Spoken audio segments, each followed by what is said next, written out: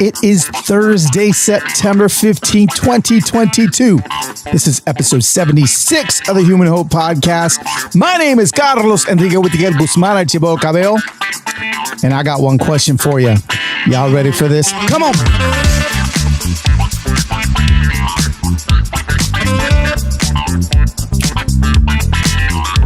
What is going on, Human Hope Familia? Welcome to another episode of the Human Hope Podcast. Coming at you live from Nashville, Tennessee. And we got some news. Y'all want to see the news? If you're on YouTube, you can see the news. That's right. We do have a YouTube channel now. Just head to humanhopevideo.com. I think we actually have enough subscribers now on YouTube to where I can have like youtube.com/Human Hope Podcast. We'll see if that's the case. I'll add it to the end. But hey, what is in my hand? You know what's in my hand? An iPhone 12. That is right. We back, baby. We are back. 7 weeks to the day. 7 weeks to the day. I'm back. I got my phone and I am making up for lost time. I've already posted a reel on Instagram. I posted like a 1,000-dot story like I like to do. I posted on my Be Real twice. Those that were on Be Real, the app, saw that I'd come off my social media break first. Y'all were first. Round of applause. And everyone else just kind of jumped back on Instagram. You know, I also like, it was a little bit of pressure because I don't know, like what do you say after 7 weeks of literally life altering moments? What do you say? Like how do you come back? Like you want to unpack everything, but then it's like so overwhelming you don't unpack anything. That's kind of where I'm at. So yeah, that's where we're at. I'm back. I'm enjoying it. I've got some boundaries. Boundaries are the wrong word. You know, a lot of people are asking me, Carlos, what are you going to, like, what boundaries are you going to put around you to protect you as you re-enter, to make sure you don't go back to how it was before, which, to be honest with you, was pretty freaking healthy. But as I was off of technology and social media, I realized, there's some things I do want to do differently. But instead of thinking, this is how I like to think. Instead of always thinking about hey, just turned on a light. That makes me look a little bit better. A little mood lighting. Instead of thinking about what I want to put around me, barriers to protect me, I like to think of it a little bit differently. I like to think about, instead of what do I want to bring to me? Instead of things I want to stay away from, what are things I want to bring? And so like when I start thinking in those terms, like what are runways I want to build to help me take off to the next level where I want to take off, right? It's just looking at it differently. Instead of being like, what do we want to protect ourselves from? I like to think, what do I want to welcome in? And there's a lot that I want to welcome in. You know, I want to welcome in a lot more silence in my life. Now that is already more difficult. I want to welcome in less screen time. I want to welcome in more walks with my wife. I want to welcome in not worrying about what is happening all over the planet 24/7. I want to welcome in a lot of different things. And to do that, maybe I've got to change the soundtrack in my brain. Oh, talk about a little teaser. Soundtracks. You know, a lot of times we get tapes. My dad used to say when I was a kid, Carlitos, you must change the cassette tape in your brain. You know, same idea. But I've got a friend today that's going to unpack this idea of soundtracks with us, and soundtracks in our mind. But not only for us, how about for our kids? So this is like a universal episode. Your kids can listen to this podcast. If you're a kid, your parents can listen to this podcast. And you can listen to two middle-aged guys talk about not believing lies they used to believe. And it's good. John Acuff is my guest today. He is a long time friend of mine. I think I did the math. I think it's been 14 years since that's just so long ago. Gosh, I don't want it to be 14 years. Is it really 2008 to 2018 to 2022? Yeah. That's 14 years. Lord have mercy. Oh man, sorry. I'm getting depressed here. But John and I both, we both were at North Point Community Church in Atlanta, not working there. I was working at Buckhead Church. John was working for someone else. He goes into that on the podcast a little bit, but we were kind of in the Christian blogger space. Another thing that makes me feel ancient. Like, I wonder if when I say Christian blogger space, as a man in his late 40s, I'm trying to think what that would have been equal to when I was in my 20s. So like, if you're listening to me and you're in your 20s and I'm saying that, what is that to you? Like, I guess to me, that would have been, if I ever heard it, if somebody was said something that made them feel old when I was 25. When I was 25, that probably would have been like somebody saying like, yeah, we used to, I don't know. We used to write for Our Daily Bread together. Or, yeah, we used to write for the church news bulletin together. Remember, like we were like news bulletin writers? Scroll. Sorry, I get distracted. But now listen. John and I have been at this for a minute. Okay, we've been at this for a minute. We've known each other for a long time. We've rooted each other on something that we didn't talk about in the podcast. Is that we're part of this collective of friends. Myself, Kyle Chowning, Jeremy Cowart, Derek Webb, and John Acuff. 5 of us. And we've just kind of cheered each other on for the last decade, a little bit less than a decade, but it's about there. Because we were all entrepreneurs at the beginning. Some of us still are. I guess all of us still are. You guys heard Derek on the podcast a couple months ago when he was talking about deconstructing his faith. And that's a great episode, by the way, if you want to go listen to that one. But actually, let me find out what episode that was, because I know a lot of you are on that journey. And that was episode, hang on, I'm getting there. Oh no. I'm not going to be able to find it in time. This is what I get for thinking that, I found it. Episode 47. Wow, it was more than a couple months ago. It was in February. Episode 47, questioning everything you ever believed about God, deconstructing with Derek Webb. So that's a great episode. But Derek was in like a little mastermind group. Jeremy Cowart, world famous photographer. Kyle Chowning, incredible marketer. John Acuff, incredible author, speaker, and myself. Anyway, we had just been encouraging each other for, it was like it face to face. We were like an official mastermind group, and then it became just like a group text. And now we just, whenever we need help with something in our business or careers, we just text each other, and it's just become such a sweet friendship that all of us have, and we just cheer each other on. And so I've just known John in a pretty special way, and I'm excited. I can't believe this is the first time he's been on the podcast, so it won't be the last time. And today he's going to talk about specifically, a lot of things, but the overarching theme is going to be the soundtracks that we have in our minds, and then the playlists that our kids have in their minds, and how it is that we can help them change those. So, there it is. That's what we're going to talk about today. So, friends and fam, please do me a Human Hope favor. And wherever you be at, I just want you to put your hands together, give a round of applause for honestly one of the most humble yet creative and talented people that I know. Your new friend, maybe your old friend, Also, be ready to laugh a lot because John's one funny dude.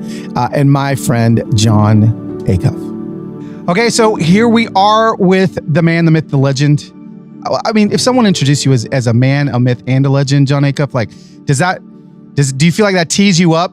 Or do you feel like that's setting you up for failure? I like a low bar. Like when somebody at an event reads my whole bio that they found on the internet, and it's like in the 7th grade, he won a poetry contest and he shoots lasers out of his eyes. I'm like, I like, a low bar is pretty fun to jump over. Yeah, no. Okay. So maybe I'll just say the myth of John Acuff. I'll leave off the man and the legend, we'll just say the myth right now. Speaking of bios, talk to me about when you go to a speaking event and they use a bio from like 10 years ago and you're like, dude, I thought I scrubbed that thing off the internet and they're still calling you a blogger. Is that still happening? Dude, we talk about that all the time because every now and then I'll see like some photo of you in a V-neck where it's like worship leader Carlos. And it's you got a lot of bracelets on and you're like, oh man, that's not what I'm, And so that's a real thing that happens. It is. My hair is super dark. It's dark. Like your shirt right now. Yeah. And I'm like, I haven't had that hair in like 8 years. Yes. Or maybe longer. Yeah. That happens. That happens. I feel like I've finally caught up with you with my beard. Now I don't have hair on the top of my head, but on my face, it's just whitening up, bro. It's acuffing down here. I'm liking it. Somebody told me yesterday on a podcast, they're like, I can't tell if it's like surfer blonde or gray. And I was like, in real life, you can tell. Like in real life, no one is ever like, is that blonde? Like, no, you were very clear. I always say like my hair looks like I should sell you a mortgage. Like that's how my hair, it's that color. Like it's that color gray. Also, if someone tries to sell you a mortgage that doesn't have that color gray, just find the person with the gray hair because it's probably going to work out better, Exactly. Yeah. So that's how I describe my hair. Like I have a mortgage you need to get locked into right now. Dude. No, I do. And just thanks for hopping on the Human Hope podcast. This is kind of weird because like, I don't normally just have like friends. Like I've just known you so long, right? We're normally like, I'll sit at someone across the screen and I'm like, okay, let's get right into, the book. And you've got an incredible book, your new playlist. Everyone needs to go right now to Amazon and go ahead. It's a book that you wrote with your daughters, Ellie and McCrae. And we're going to get into that because I think for parents that are listening, a lot of people listen to this for the parenting content. This is going to be fantastic for that. But before we get there, I want to lean into the friendship a little bit. I want to lean into the fact that, I'm looking across my computer right now, although we're only 15 miles apart. This is just how things happen in Nashville. But I'm looking at somebody that I've known a long freaking time. We've known each other a long time. Let's rewind back for a second. I think people will find it interesting to like, I feel like the first time we had lunch it may have been, correct me if I'm wrong, but I think it was like a Steak and Shake. Steak and Shake, like 100%. 100%. I was just going to say, it was like, and that was about the level of lunch we could afford. And we might have split it. We might have split those fries. We'd be like, shoestring flies, throw them in there. We need 5 guys amount. 5 guys amount. Yeah. No, it was like 2008, 9. I mean, when was that? Yeah, it was probably 2008. We were both blogging. I think like I had a business card I was proud of that I printed on Moo. So let's go Moo. Was it the little mini Moos? Little like skinny the one, yeah. Skinny Moos? Like a little stick of gum. And like if somebody made eye contact with me, I was like, you want a business card? I got a blog. You want a business? Yeah, dude. We were both on that hustle. Hustle. Yeah, we were. And I think, we had, I was at the time working full time at Buckhead Church.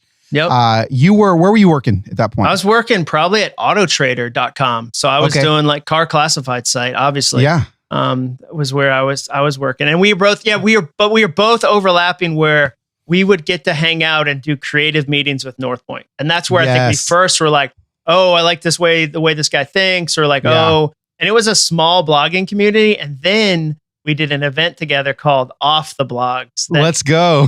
Ben Arment put together. And like it was me, you, and Ann Jackson and Pete Wilson. It was the 4 of us. I don't think there were a lot of people there. I don't know what we talked about, but we definitely in my head it was 2,000 people, dude. In my head. Yeah. No, that is some pastor math. How many people are at Easter? 10 million actually. If you count 7 Holy Spirits per person, it was very big. It was multiplied. No, Off the Blogs. No, it was like an offshoot of like, I think Catalyst was about to happen or something. And yeah. You know, it was like off Broadway, but off Broadway. Like, cause Catalyst had levels. It was like, you got to do a breakout if they're like, and like, or you could host, like, I hosted a book giveaway once when they were opening the doors, West Coast Catalyst.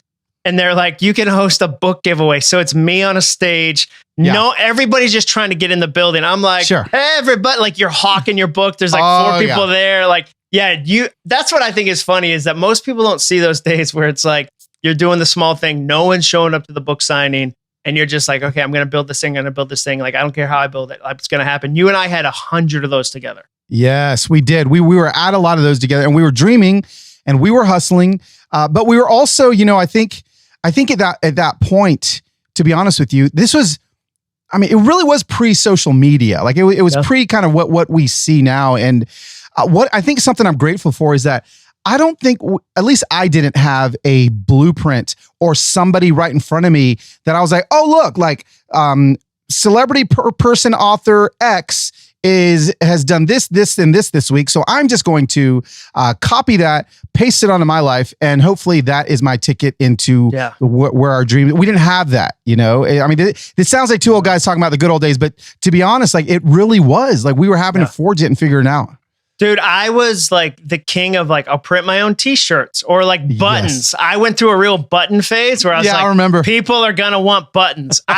The other day I threw away like 30 pounds of buttons because they're in my garage and I'm like, this idea is 9 years old. I don't think people are going to come around for these buttons. Like stickers. I have so many stickers where I was like, people are going to love this idea. And it was like, like before Twitter, I'd be like, I need to print up 1,000 ideas that are this tweet essentially. So yeah, I feel like it was made up. I feel like we were just trying it. But I always say like with you're one of the few people I know that knows how to see a story and make the story go big in a really beautiful way. Like there's a lot of people that go, I can teach you how to do that. They don't know how to do it. But I've seen you do it 10 times. And then you were doing what I think most people listening to this don't know. You were doing social media before it existed in the sense of like Bickle Day. Like that was... Dude, that was like you doing that was Carlos going, I tell stories in creative ways on creative surfaces. So that's the benefit for me is that people who might have bumped into you in the last 6 months or because of the Tony thing or because of Sharon, whatever, they might go, oh, this is new. Like, no, dude, like I watched Carlos do social media for 5 years before social media was a thing. And then it was like the tool caught up to you. Like you didn't catch up to the tool. Sure. Wow. I mean, that's a great way to, to put it. I do think you're right. Like, and by the way, 2 things off of the commentary you just spilled out. A, if you have a John Acuff vintage button, I need you to email me or Instagram me, and I will send you a copy of his new book, Your New Playlist. I got to see it. Like, it's got to be like on your person. That's A. B, if you're Heather Bickle and you're listening to this podcast, maybe come on and we can explain to everybody what Bickle Day was. You know I'm right, but like, dude, see this jar over my shoulder? That is full of buttons. My wife was like, just display them and pretend they're art. That is all buttons. I'm not exaggerating. That's so good. It's all buttons. And yes, man, John's been doing this, we've been doing this a long time, and I think we're hitting a stride, but then we're also never hitting a stride. Like we're always trying to improve. And so again, just know that I think even the conversation we're going to dive into in a second is going to be something that can help a lot of the listeners that maybe are thinking like, gosh, like there's too many people doing what I want to do. I mean, here's a lie that someone may believe right now. There's too many people doing the thing that I want to do. So you know what? I'm just going to keep doing the thing that I don't want to do instead of chasing after the thing I want to do. And those thoughts maybe get in our head, those thoughts. And so let's kind of unpack this, something I want to unpack for the listeners in 2 steps. The first step, I want to rewind back to 2021 when you released your book Soundtracks. Yeah. I remember when you first sent, we were in like a mastermind together, which just turned into a really cool group text chat. And you sent us like a cover for the book, and it was like a statue with someone with headphones on, and just the concept of soundtracks, the concept of these tapes that we're playing in our head and how they can get in the way of the things that we want. Take us to Soundtracks, and then we'll get into the playlist. But first, take us back to Soundtracks and what that book was about, and maybe how it can help some of the listeners. So a soundtrack is my phrase for repetitive thought. I've heard people say a thought is like a leaf on a river, car on the highway, cloud in the sky. But for me, it's a soundtrack because a soundtrack has the power to change an entire moment. And often you don't even notice it's playing. So it's this phrase to describe those moments because what happens is the longer you listen to a thought, the more it becomes part of your personal playlist. So you have a soundtrack for every city you've lived in, every boss, every relationship, every job. And often we don't notice them. And so an example of that would be I'll work with an executive who's in their mid 40s and they're being given new leadership opportunities and they're pulling back. And if you'll pull the thread to see why they're doing that, often it's because someone when they were 15 said, you're not a good natural leader. You're not a natural leader. And they believed that in the moment because it was a person of authority. And then they listened to that song for 30 years in a row. Yes. So of course, the second they get invited to a leadership opportunity, it plays automatically. So that's the concept. So ultimately it's about what if you could have those be soundtracks that are for you, not against you? What if you could have music that moves you forward versus music that pulls you back? And you can. The challenge is most people don't understand that they get to change their thoughts. Like thoughts come by one of two ways, choice or chance. You choose them ahead of time or you chance them. And our culture doesn't teach that. We don't have classes in high school that say, hey, junior year is really stressful. Here's how to control your mindset. Here's how to choose your mindset. We say things like she got carried away by her thoughts or lost in her thoughts, as if thoughts are outside of you versus going, no, my thoughts turn into my actions turn into my results. If I want these results, I better make sure the thoughts that are starting the whole thing are in the right spot, are the thoughts that I want. That's what a soundtrack is. And it's once you discover you have the power to change the way you talk to yourself, the way you speak to yourself, it changes everything. It does. No, it changes everything. We have a mutual friend that before that I love the language that you put around soundtracks because it just makes it so sticky. It makes so much sense. But we have a mutual friend named Mike Foster who I'll never forget. For me, he was the one that told me, you know, he was like, Carlos, I just feel like you're butting up against really the greatness of who you could actually be because you're believing something, which was a soundtrack that I had in my head, believing something about yourself. What is that? You know, and through Mike and his magical ways of words and getting to your soul really quickly, I'll never forget, you know, I was probably 22 working for somebody that I thought I had leadership ability. I thought I had leadership potential. And they told me, they're like, Carlos, you're an entertainer. You're a singer. You're not a leader. I'll be the coach. This is what they said. I'll be Phil Jackson. You be Kobe Bryant. And I remember thinking to myself, like, well, I mean, I guess I'm just always supposed to be Kobe Bryant. Like I'm not supposed to be able to think deeper about coaching multiple people. And I had that soundtrack stuck in my head, honestly, up until about 7 years ago. When I finally exchanged it. And I look back at the story of my life and I look back at all of these opportunities I missed because I didn't feel like I could coach. I didn't feel like I could teach. I didn't feel like I could do all these things, but it took somebody helping me change that soundtrack. Would you say that that's similar to what you're talking about? 100%. And I'll give every listener, if every listener is like, well, how do I know if I have a broken soundtrack, a soundtrack that's not working? I'll give you a 30-second activity you can do. All you do is write down a goal and it can be any goal. I want to start a podcast. I want to move to Colorado. I want to lose 10 pounds. I want to write a book. I want to get a promotion. Write down any goal and then listen to your first thoughts that come next. Listen to your thoughts. Are they helpful? Do they push you forward? Do they say you're the right person to do that? Of course you're qualified to do that. People are going to love you. Or are they negative? Do they pull you back? And what I say about fear is that fear argues both sides of the coin. When you're in your 20s and 30s, fear tells you you're too young. You don't have enough experience. You're Carlos. You're 22. Nobody wants to listen to you. Then you hit like your late 30s, early 40s, and fear goes, it's too late. You missed your shot. And you want to say to fear, when was I the perfect age to do this? As if fear will go, there were 10 minutes when you were 31. It was in October. It was a Tuesday. It would have been perfect. And so if they're not pushing you forward, it's probably a broken soundtrack. And then you can start to work on it because then you've got a little bit of self-awareness. Self-awareness is a superpower. And the way to get it is to write down a goal and then listen to your reaction because every reaction is an education. Your reaction to what's possible is trying to educate you about how you really feel and how you really believe and how you really operate. Wow. Okay. So real quickly, last thing with soundtrack before we move into playlist, say someone's listening to this and they're like my mom, for instance, she's 69 years old. I know that my mom has things she wants to do. I know that my mom still has dreams and desires. There's a 69-year-old listening to this. Mom, maybe it's you, maybe it's not. We can talk later. But there's someone listening to this that is like, well, John, listen, I mean, okay, you're talking to the person in their 40s that maybe thinks that they've missed their chance. But my soundtrack feels like it's becoming more of a Broadway musical. Yeah. Like this is something that I'm living. Like how do we actually change it? How do we change the soundtrack? Well, so one is you have to understand broken soundtracks work in absolutes, all or nothing. So if you ever hear words like never, everyone, always, like it's usually a broken soundtrack. So if somebody who is 69 said to me, okay, well, it is too late for me, I would explore that. I would say, well, let's pull the thread. What do you really want to do? Because the reason people don't listen to books that are self-help or like self-help is there's a lot of bad self-help.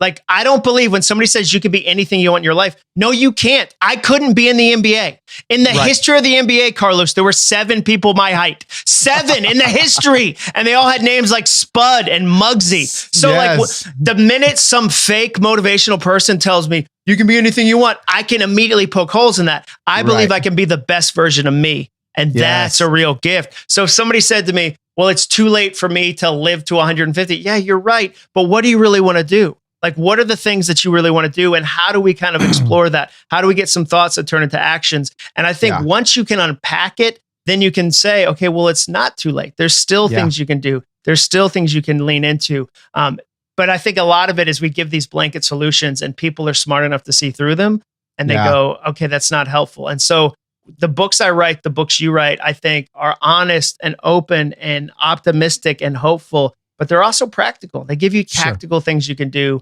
on a Tuesday because that's where people live. Yeah. Okay. So you've got the Human Hope listeners have the understanding of soundtracks. Okay, we've got it. And then tell us what happened as you're starting to travel. You're talking about soundtracks. You're at your book tables. Again, I don't know if there's book tables, when this was released because none of us were speaking at different points. But people are coming up to you and they're excited about the book. But tell us about the question you were getting from a lot of parents. Yeah. So the question is my 7th book, and I've never had this question before. And the question was, do you have a version for teenagers? Do you have a version? And they'd say, if I could have learned this at 12, at 13, at 14, it would have changed the whole arc of my life in the sense of, if you move a rocket by 6 feet, it lands in a different country. So if you teach a 13-year-old, a 14-year-old truth, I mean, it reminds me, I spoke at a big YMCA event and I went and toured the Brentwood, Tennessee YMCA right near your house. Yeah. And they said, oh, we've got this guy. He's in his late 70s and volunteers in the skate park. And he's never going to kickflip. Like, he's not volunteering because he loves half pipes. He loves teenagers. And a 13-year-old came in one morning and was really downcast. And he said, what's wrong? And the kid said, I found out today my parents are getting a divorce and it's my fault. In that moment, that kid was about to believe a broken soundtrack and then play it out over 10, 20, 30, 40 years. But the adult was there to go, whoa, it's not your fault. That's not why people get divorced. Let's talk about that. So parents came out of the woodwork. That was the first thing. The second thing was I spoke to camps 10 years ago. You and I spoke, it's part of the come up. It's part of the ladder, dude. Yeah. So I spoke to camps and I'd ask these students, what are your thoughts telling you? What are they telling you? And they'd write them down anonymously on pieces of paper. And that box sat on my shelf for 10 years, thousands and thousands and thousands of real soundtracks from real teenagers. And I forgot about it. And then when this started stirring up, I was like, wait a second. I opened the box and thousands spill out. And I'm able to go, wow, I can see patterns. Like, one of the biggest patterns, the number one word on more cards than any other was the word enough. Teenagers would say, I'm not pretty enough, smart enough, popular enough, talented enough. So I started to see, wow, there's real research, there's real hope, there's real need. And then I started to hear them from teenagers. A teenager got out of a pool at a swim meet and said to her mom, I'm the slowest swimmer on the team. I'll never get better. And my wife and I looked at each other and said, oh, those are just broken soundtracks. Yeah. She can do something about that. So those 3 things kind of came together. And then I had my teenage daughters help me write the book. Because if I did it, dude, it would have been like an old man trying to be like, hello, fellow youths. You guys use more scooters. I use skateboards back in the day. Oh, don't mean to be so lit, so savage. Like Meek Mill. Like, it would have been whack. It would have been so whack. Even saying whack is whack. So like, it would have been dad joke central. So that's kind of how it came about. So, okay. So, wow. Okay, well, so let's go there. So we have, there's a listener listening right now and they're like, okay, my 12-year-old is struggling with a certain soundtrack. I know the soundtrack. I can see the soundtrack. seeing the soundtrack isn't the difficult part. Like I see it, but then I tell them like, this is a bad soundtrack. This is a bad thought. This is a lie that you believe. Give us the listeners some practical ways to help their kid or student or whoever it is in their life that's younger, actually create a new soundtrack or playlist, as you like to call it. Yeah. So the 3 steps in the book are really simple. Number 1, you retire a broken soundtrack. So you identify it and say, okay, this needs to be retired. The second thing you do is you replace it with a new one. Your brain wants to think. It wants to go. Yeah. That's why solutions like just turn off your brain. Fine, meditate for 10 minutes, half an hour a day. What about the other 23 and a half hours of the day? Like, we have these active brains. And the third thing you do is you repeat it so often, the new one, that it becomes as automatic as the old one. So that retire phase, the easiest way to get a kid to see that it's not a helpful soundtrack is ask 3 questions. And they're really simple questions. Number 1, is it true? Is the thing you're telling yourself about yourself true? Is the thing you're telling yourself about your friends, about your world, is it true? Second question, is it helpful? When you say it to yourself again and again and again, does it make you feel good? Does it move you forward? Take my daughter. My 16-year-old daughter failed a biology test. Just bombed it, dude. Put this story in the book. So the month later, when she's taking the next biology test, she has this broken soundtrack that says, you're going to fail again, you're going to fail again, you're going to fail again. And we were able to go, wait a second, is that helpful for you to think the night before, like as you try to study for the next one? And then we were able to say, if a friend of yours texted you 100 times the night before a test and said, you're going to fail, you're going to fail, you're going to fail, would that be a good friend or a monster? A monster. Right. And so part of it is getting students to hear how they're talking to themselves. Third question is it kind? Are you being kind to yourself right now? If you said this to a friend, would they still want to be your friend? So part of it is that. And I think as a parent, you start to introduce the idea of soundtracks. And what's nice about soundtracks is it's such an accessible term. It's a really smooth on-ramp. It's not, what are your inner voices? You say, what do your inner voices say to a kid? They'll be like, oh, geez, mom, light a candle already. Like, we'll have a seance. And so a soundtrack is a really easy entry ramp. And so my hope is that it gives parents a chance to talk about the conversation. And I think the key thing here, Carlos, like a guy the other day told me, oh, my 15-year-old's he doesn't have his life together yet, doesn't have his life together. I'm frustrated. And I said, well, when did you get your life together? And he said, about 32. I said, 32. So you are hoping he skips 17 years.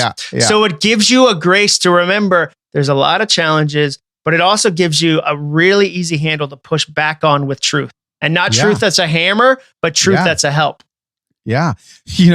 Not truth that's a hammer, truth that's a help. But what you're actually saying, I've actually seen my kids come back at me with this whole idea. Because once you teach your kids this, it's very easy for them to identify it in you, right? Well, once you teach your kids like about soundtracks, like here's the deal, like they can quickly understand the concept and see when you, as their parent, are kids run with truth. Kids sprint with it because adults have 20 years of old soundtracks to retire. Kids, you go, hey, here's truth. They sprint with it. And you're right. In a good home and a healthy home, they have the safety and the psychological safety to push back on you and go, wait a second.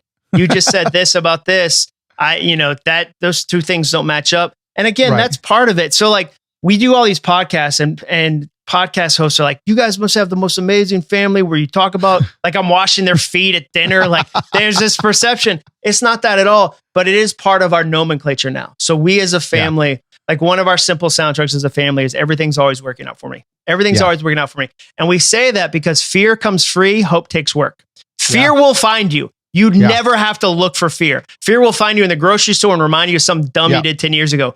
Hope, positivity takes work. So whenever something good happens, we notice it. And it's a phrase my friend James Victori taught me. Everything's always working out for me.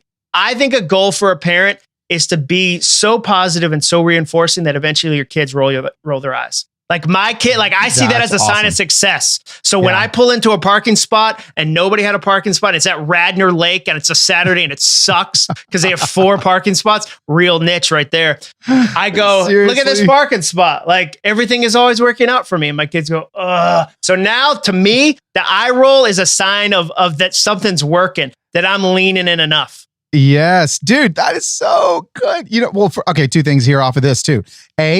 I need you for people like me. I'm like, John just said a word I've never said in my entire life that I'm going to start using on a daily basis. He said nomenclature. I need you to not just skip by that word. What does that mean?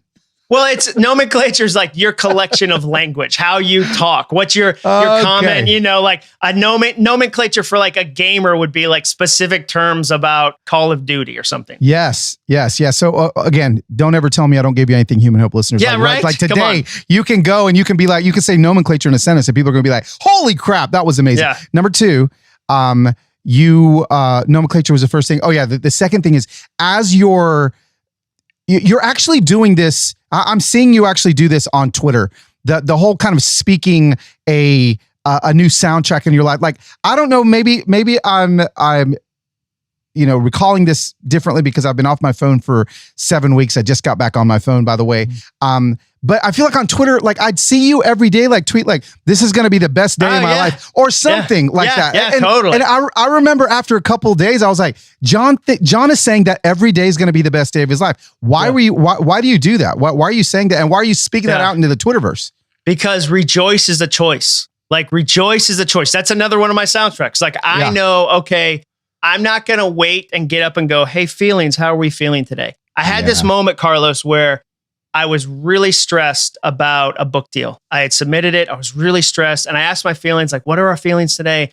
My feelings were like, the whole day is stressed because we have this big deal. I was like, okay. I'll be stressed all day. And I try to compartmentalize, forget it. I'm lost. I'm stressed. The next day, I get the book deal. The thing works. And I say to my feelings, hey, how are we feeling today? And they go, we're stressed. And I go, wait a second. Like, we got the thing. And they go, and my feelings go, yeah, but now what if you can't deliver? What if it's too big? What if you, and I realized, my feelings are always going to say like, here's a reason to be stressed.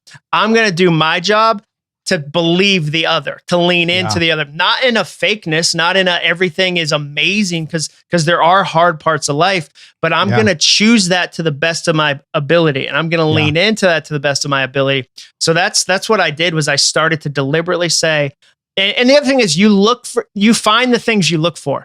So when you set out on a treasure hunt for positive things, guess what happens? You find them. I'm a naturally pessimistic, negative person. Like I work real hard at this because I've seen the benefits of positivity and I've lived a life of negativity before. And I can see the results are clear. Like I don't need like there's no other judging I need where I'm like, oh, this one is way better. It feels better, produces better, is more exciting to do. Like I'm going to live with positivity even if it's hard. Yeah, dude. Oh, so good. Is there a cap as far as like an age limit as to like being able to translate this to your kids? Like, is this something just for teenagers? Is this something that, 5-year-olds can, get into their heads and, so as parents are listening going like, well, I wonder if my kids are too young to understand this. So here's one of our soundtracks. If you want a kind 16-year-old, teach a 6-year-old kindness and give them 10 years to practice. So for a 5-year-old, a 6-year-old, like, you're giving them a decade to practice. Because you and I know we believe the same thing about we're not raising kids, we're raising adults. Like we're raising adults. And so I've seen you and Heather be deliberate with that. Jenny and I are deliberate with that. So no, I think the idea, of a soundtrack can start at 4, can start at 5, because the kids learning, they're figuring out the world and they're also mirroring you. Like here's one of the things I'd encourage parents. I think it's a real miss when you hate your job and you talk about that in your family. And you demonize work for 18 years, and then you're surprised your college kid doesn't want to get a job after school. Of course he doesn't. You spent 18 years saying work is terrible. They're not going to want to go find a job. So even the way you talk about the things you're doing, even the way you look at the world, I think whether it's 4, 5, 6, there's always a chance where you can start kind of encouraging them and sharing them truth. And then, mid-20, there's never a time where I hope I'm not encouraging my kids. Where I go, well, they don't need the encouragement anymore. Like I'm 46. Like I bet at 66, I'm going to be like, Carlos, I need a word of encouragement. Like, and I'll hopefully still have hair. Maybe not, but like, I'm still going to need it. Like the day before my funeral, I'm going to be like, dude, I need a good word. Like that never goes out of style. Yeah. That never goes out. Yeah. Yeah. Helping people create new playlists never goes out of style. Is this something that, you've seen your kids begin to speak to their friends about? Like, is this something that you think can actually not just be like a parent helping a kid with a new playlist, but actually kids helping kids? Yeah. So my daughter, her friend had to go get an oil change and she was stressed about that. She's never done that. Like, I get it. Like, you're going into a garage, it's loud. You're like, and she was stressed about that. And she's like, it's going to be so awkward. It's going to be so terrible. And my daughter said, whoa, no, you don't know that going in. Like, like, what's the positive version of that? And she was like, okay, author. Like, so she did the eye roll, which is what you want. Like, 100% what you want. And like, even that, like, I think we overuse the word awkward. We've over applied that. So when a kid goes, somebody came to the door today and rang the doorbell, so awkward. What? No, like, somebody rang your doorbell. Like, but we as a culture overpaint our situations with the word awkward. And then we feel extra awkward versus going, somebody came to the door today. I checked it. They were selling something. I didn't want it. That was like versus, oh, it was so awkward. It was awkward. So even the ways we talk amongst friends, I think matters. And so, I've seen my kids start to kind of speak that into their friends and go, hey, you can do that. Like, you're capable of an oil change. Like, and the other thing about friendship, Carlos, is good friends are archives. They hold memories and successes you've had that you've already forgotten. So a good friend goes, hey, Carlos, I've seen you do hard stuff before. Like, I know you got this big opportunity, but do you not remember all these things that you did before? And a good friend is an archive. So I've seen my kids be an archive for other kids because that's what friendship is. It's so good. I hear, and I'm going to brag on John for a second. John, you've always been very intentional in our friendship with cheering me on and all the things. And, I've been without my phone for the last few weeks, and all my podcast listeners know this, but I spoke at an event 2 weeks ago. And, I got home, and I mean, I don't know if you talked to Heather afterwards. I don't know if you saw Heather. I saw her, Yeah, you saw Heather, but she's like, hey, John wanted to let you know, just that you killed it and yada, yada. And I was like, well, that was so kind that John would, find my wife to tell me because I don't have my phone now. But then I turned my phone on yesterday for the first time, and there was a text message from you. Yeah. And let me tell you how that changes a playlist. Okay, this is a playlist 2 weeks later that you changed in my head. I did not have my phone after this event that I spoke at, right? And it was an event with a lot of important people there, a lot of successful people. Big room, a lot of successful people. And so something that I don't think that we, that sometimes we understand is that, like, we can use these digital ovations on Twitter and Instagram and like to create like our identity, right? And so suddenly when I didn't have a phone when I left, I suddenly had no way of knowing, like, oh my gosh, did anybody post a picture of me with the quote that I said? That was, and I had no way of knowing. And so for 2 weeks, I've been thinking to myself, like, man, like, I wonder if that sucked. Like, I wonder if that was any good. Like, man, I could have done this. I've never spoken 3 small stories in one event. I always just do one thing. Like, did I land and take off? Yeah. All these questions are going through. I turned my phone back on, and you and Don Miller and a couple other friends that were there last night or that night texted me. And even 2 weeks later, the playlist and the soundtrack that was in my head from that event shifted because you were a good friend and you reached out. And so changing a playlist is actually something that you can do for somebody else. It's not something that just somebody has to figure out on their own. Like, you can be an active part of it. Dude, my thing is, most people have goals for every part of their life except relationships. We hope relationships happen organically, and we're deliberate at work. So we're deliberate with meetings, we schedule things, and then we hope our marriage goes well. We hope our kids go well. We hope our friendships go well. So like one month, for a solid month, every day I encouraged one friend. I would send out. And dude, here's the thing. Like, again, listeners, I love easy activities. Yeah. All you have to do to blow somebody's mind is the next time they tell you something that's important to them and it's related to a date, put a reminder in your phone to ask about it the day after. So when your friend says, we're dropping our first kid off at college on Thursday, have a reminder on your phone on Friday that says, ask Matt about that. You're going to spend 60 seconds and write a text that said, how did drop off go? And they're going to say what everybody says, which is, thank you for thinking of me. Thank you for thinking of me. Because when you do that, people feel visible and valuable. What everyone wants to know right now is, do you see me? Do I matter? And when you do that, people feel visible and valuable. That's the human thing. And so, Carlos, you don't even know, because we just didn't talk about it. Al Andrews, who put on the event, called me months before and said, hey, thinking about Carlos, like, what's your take? And I was like, dude, he's hit levels. He's going to kill it. So for me, that night was a celebration of something that I had already seen and already knew. So like, I felt like, oh man, I was like, I dropped the mic on the way out because I was like, did I tell you Carlos would kill it? Like I walked out of there like, that's what's up. So like, I hadn't even been on stage, but I had seen that moment happening. I had seen the moment for years. So for me, sending that text was super fun because I was so proud of what you'd done. And that like, it's cyclical. It's cyclical, dude. Yeah. Well, and you do, John, you live it. The books you write aren't just ideas and like puffy things that make people feel good. They actually work. They are actually practical. I'm seeing it in your life. And, I'm just grateful for you, man. Dude, it would be, we always joke, you and I, about like when you do an event with somebody whose their book is about grace and they're a jerk in the green room. And you're like, that is like, their whole thing is about generosity and they won't endorse your book. And you're like, like that is unfortunate. And so, I think when you're living it, it's just so much more fun. Like it's more fun. Like it's more fun. You don't have to be multiple people. Like you get to be one person and it's messy and it's fun. And so, I think that's what makes you and I have a lot of fun at what we do. Like you and I both have this sense of, I can't believe I get to do this. I can't believe I get to encourage people. And that's what I think keeps us in this game. Yeah, no, it's so good. Well, the book is called Your New Playlist. And where should people go get it? Look at it. It's available everywhere. There it is. He's got it right there for all you watching on YouTube, all 75 of you. There it is right there. When your book comes out, when your next book comes out, I'll have you on my podcast. I have a podcast called All It Takes Is a Goal where I geek out about goals, and we'll have you back on to talk about your book.